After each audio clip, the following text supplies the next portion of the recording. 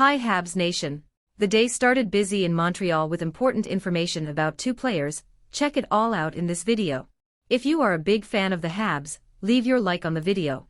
Since taking over as GM for the Montreal Canadiens, Kent Hughes and his VP of Hockey Operations, Jeff Gorton, have gone to work making the team much younger. However, a couple of players are taking precious ice time away from the youth. The blue line hasn't suffered like the forwards, with Joel Armia and Mike Hoffman still on the books. Indeed, the best route would be shipping them out via trade, if there's a willing partner, which would rid them of both players. Another option is sending them through waivers to Laval if they aren't claimed. So for many of us Habs fans, if our wishes can come true, it would be fun to project who might fill the holes left behind after their departures.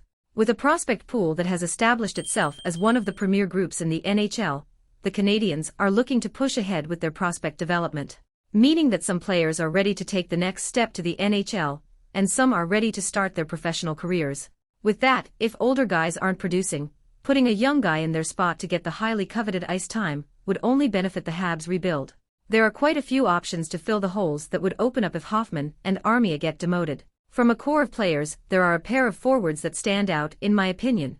Those two are as follows. Jesse Ylonen has put his head down and just gone to work waiting for an opportunity to present itself. Ylonen is right there. He has produced in the AHL, and during his limited time with the Habs, he has looked good.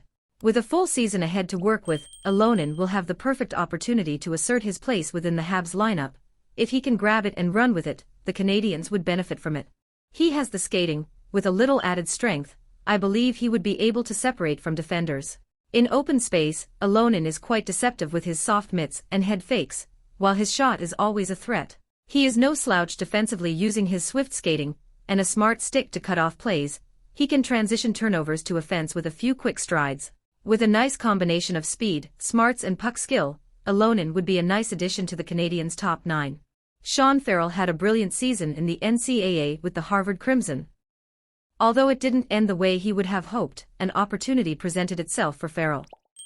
Turning pro was the next step, and Farrell decided to sign his ilk, getting in for a handful of games with the Canadiens at the tail end of the season.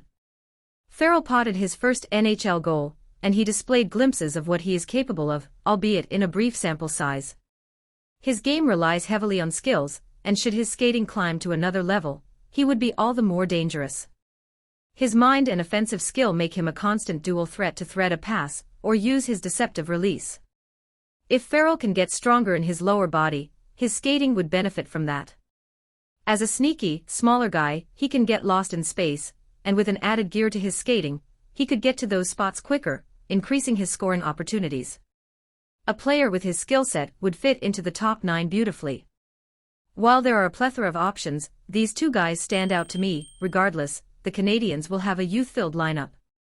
If you believe these two players could be important for the team this season, leave a like on the video.